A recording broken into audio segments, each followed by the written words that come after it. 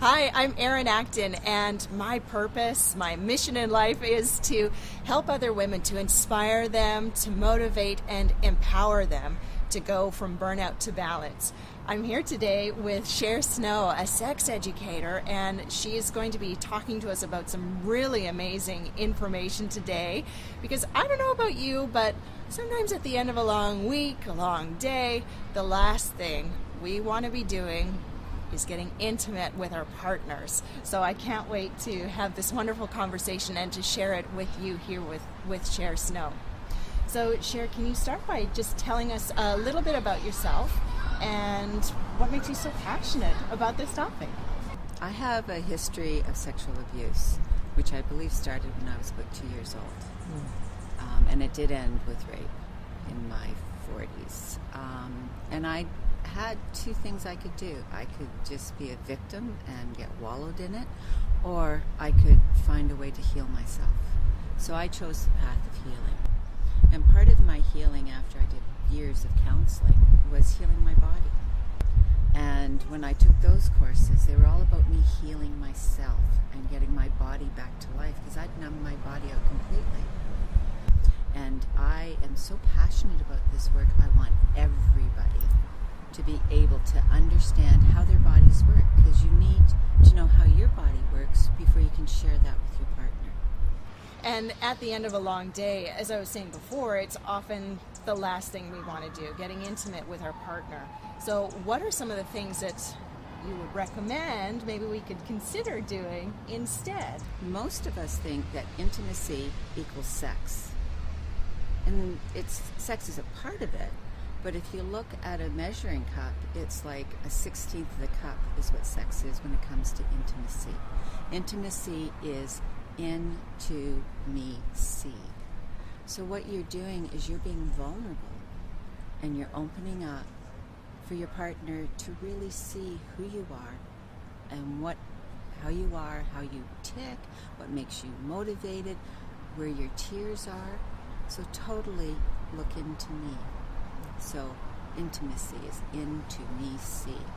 And once we look at each other that way through eyes of loving, I say put your heart in your eyes when you're looking at each other, then you get more of an understanding of why perhaps yesterday when what you thought was a very minute thing happened, it caused a catastrophe in the house. You can't understand how we kind of do our lives if we don't get vulnerable and invite people into me see. And I know a lot of times just initiating a conversation with our spouses, with our partners, can be challenging. And what are some of the suggestions that you have around that for what we can do to make the start of the conversation that much easier? That can be a challenge, especially if you've got kids and they've got all their own agenda and all their stuff going on, and at the end of the day you're totally exhausted because you've just come home from work, your partner's just come home from work, and your kids have just come home from school or daycare. The last thing you want to do is connect with everybody. You're too tired, you want to go to bed. So I have learned this 5-5-5 exercise. It takes a total of 15 minutes. And what it is a person talks for 5 minutes and the other person listens. And actually listens, doesn't say a word, may shake their head, but even that's not important. It's just putting your heart in your ears and really listening to your partner. And then when the 5 minutes is up, I suggest you use a timer. The other person now talks and you do the listening. And when that 5 minutes is up, set the timer again for 5 minutes and discuss what you heard. Now this exercise is very good for connecting with each other. It's not good for working through an issue you have going on. I have clients that I recommend the couples that they do this after everybody is in bed and they go to a quiet space, because you want to make sure you're not interrupted. You take your timer, you look at each other, and you check in about how your day was. Then you can move into other things. What you think about how the kids are doing something, or what you think about you going and having a day for yourself. There's many subjects, just make them very small. I suggested a jar, and you both put topics in the jar, and then you pick the topic if you really want to start the connection with each other. Again, don't do anything that, you didn't take the garbage out and I'm mad at you for doing it. Don't do anything like that.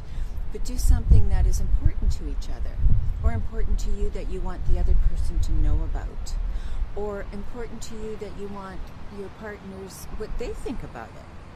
Because if you know that you're actually being heard, then you can open up, intimacy, and chat with each other. Again, make the container 15 minutes. We can all find 15 minutes. And loving ourselves as well. That can take many forms. It can be, a bubble bath. It can be going for a walk, making sure we're getting some alone time. And at the same time, there's actually loving ourselves.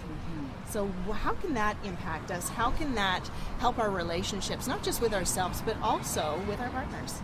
I always go back to when you're traveling on an airplane and the stewardess tells you when you have to take the oxygen to put it on yourself first before you put it on your child, which is very hard for us in our heads to figure out. But what they're saying is, if you're not in your best, health-wise, mentally, spiritually, then you really can't help others as effectively. So falling in love with your body is just that, falling in love with you. I do a simple thing is when I get up in the morning, the first thing I see is a mirror, which is scary. And I get to get out of bed and go, "Good morning, darling." It's one way of starting to fall in love with yourself. When you have your first cup of coffee or tea or whatever you drink in the morning, really, as you're taking that in, feel it go through your body, and that you're loving yourself with this nourishment that you're taking first thing in the morning.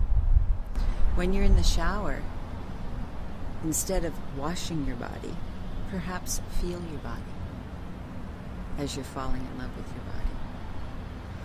Or when you go to bed at night, after you've hugged everybody in your house, hug yourself and thank yourself for the beautiful day. Because again, if we love our bodies, it'll show, not necessarily our bodies, ourselves. Once you love yourself, it shows in how you walk through your day. Things are easier because the voice up here isn't quite as harsh as what that voice can be for all of us. I know there's so much more that you do. So how can people keep in touch with you to find out more? I do recommend this book. I forgot to bring that out. I call it the Operation Manual for Your Body. Unfortunately, it's banned in Canada, but I bring it in, so you can buy it from me. And you can contact me through my email, which is sexeducator@telus.net. You can call me at 250-889-4166 or go to my website, which is arrowseducator.com. Thank you for your time, Cher. I really appreciate that. My pleasure. And for more information on and tips and insight into work-life balance, into getting out of stress and overwhelm, go to my website, erinacton.com, and you'll be able to sign up for my newsletter and get those delivered straight into your inbox. Until next time.